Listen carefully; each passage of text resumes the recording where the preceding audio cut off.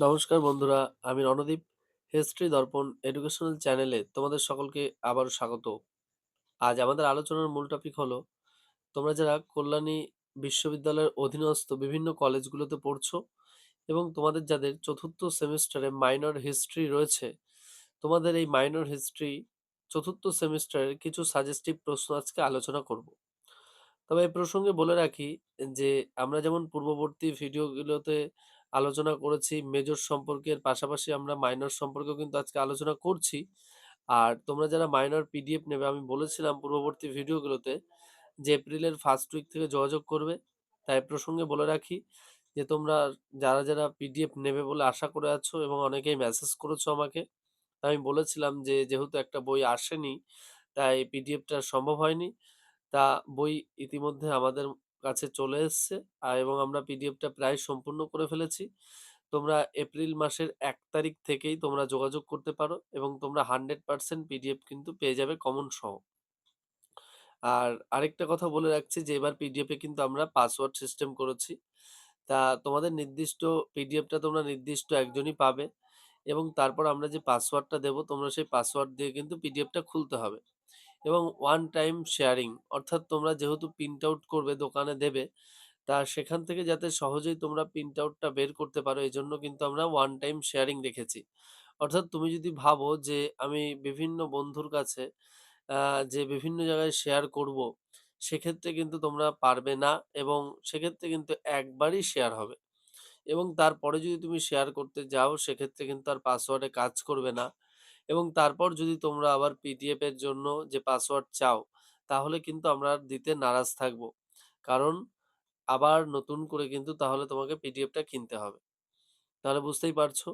তাই নিজস্ব পিডিএফ নিজস্ব কাছে যত্ন করে রাখবে এবং কাউকে দেবে না এবং এই পিডিএফটা থেকে কিন্তু 100% কমন আসবে। আর এই প্রসঙ্গে আরেকটা কথা বলতেই হয় যে আমরা যেই পিডিএফ দেব এর থেকে কম প্রশ্ন দিয়ে যদি কেউ 100% কমন সহ পিডিএফ তোমাদের দিতে পারে এবং যে পরীক্ষায় প্রশ্নগুলো হুবহু আসবে এরকম যদি কেউ পারে, তাহলে আমরা তোমাদেরকে বিনামূল্যেই পিডিএফ দেব। যদি কেউ দিতে পারে, যে কোনো চ্যানেল, যে কোনো কেউ, আমরা যা প্রশ্ন দেব তার থেকে যদি একটা প্রশ্নও কম দিতে পারে এবং সেই প্রশ্ন যদি হুবহু পরীক্ষায় এসে থাকে কিংবা আসে, তাহলে আমরা তোমাদের বিনামূল্যে পিডিএফ দেব। আর এবার যে রেঞ্জটা আমরা ধার্য করব, সেই রেঞ্জেই তোমাদেরকে পিডিএফ নিতে হবে। কারণ আমরা দেখেছি অনেকেই ৳২৫০, ৳৩০০, ৳২৮০ কিন্তু ৫০-৬০ টা করে প্রশ্ন দিয়ে রাখে। অধিকাংশ প্রশ্ন পরীক্ষায়ও আসে না। মানে যেমন খুশি তেমন করছে। তাই আমরা কিন্তু তোমরা অনেকেই কিন্তু আমাকে জিজ্ঞেস করছো যে, "স্যার এত কম প্রশ্ন দিচ্ছ, আসবে তো?" তা পরীক্ষার পরে এসে তোমরা আবার আমাকে মানে কমেন্ট করে জানিয়েছো যে, "স্যার সত্যিই আমরা এর আগে পর্যন্ত এরকম ধরনের পিডিএফ কোথাও পাইনি।" তাই তোমাদের অনেকের আবার মনে হতে পারে যারা ঠিকঠাক পড়াশোনা করো না, শুধু পিডিএফ এর ভরসায় থাকো যে আমরা পিডিএফটা নিয়েই পরীক্ষা দেব। তা সেক্ষেত্রেও কিন্তু আমরা দুটো অপশন রেখেছি তোমাদের জন্য। মানে যাদের মনে হয় যে স্যার আমরা তো ওখানে ৳১০০ তেও পাই, এখানে ৳১৫০ তেও পাই। আপনার কাছে এত দাম বেশি কেন? তাই তাদের জন্য আমরা রেখেছি, প্রশ্ন রেখেছি। ঠিক ওরকম ৪০ টা প্রশ্ন দেব। শুধুমাত্র ৳১০০ তে দেব। আর অন্য যারা নেবে তাদের জন্য একটু উচ্চ রেঞ্জ থাকবে। তার তুলনায় শুধু ১৭ টা প্রশ্ন পড়তে হবে, শুধু ১৫ টা প্রশ্ন পড়তে হবে। এবার তোমরা যে যেই পদ্ধতিটা চাইবে সেই পদ্ধতি তোমরা বেছে নিতে পারো। অর্থাৎ অপশন তোমাদের কাছে থাকবে। তোমাদের যেই অপশন পছন্দ হবে তোমরা সেই অপশনেই পিডিএফ ক্রয় করতে পারো।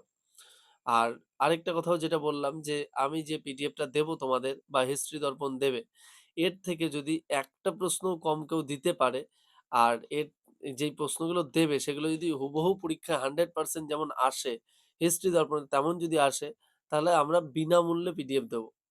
তাই কেউ অযথা পিডিএফ ক্রয়ের সময় দাম দর করবে না। সেটা আমাদের খুব লজ্জা লাগে এবং খুব খারাপ লাগে। তাই এরকমভাবে কেউ বলবে না। আর ১ম এই বলে রাখি, তোমরা যদি চ্যানেলে নতুন হও অবশ্যই চ্যানেলটিকে সাবস্ক্রাইব করে নোটিফিকেশন অন করে রাখবে। আর যদি তোমাদের কোনো কোয়েরি থাকে অবশ্যই তোমরা কমেন্ট বক্সে কমেন্ট করে জানাবে। তাহলে চলো শুরু করা যাক। আজকে তোমাদের ৪র্থ সেমিস্টার মাইনর ইতিহাসের কিছু গুরুত্বপূর্ণ প্রশ্ন।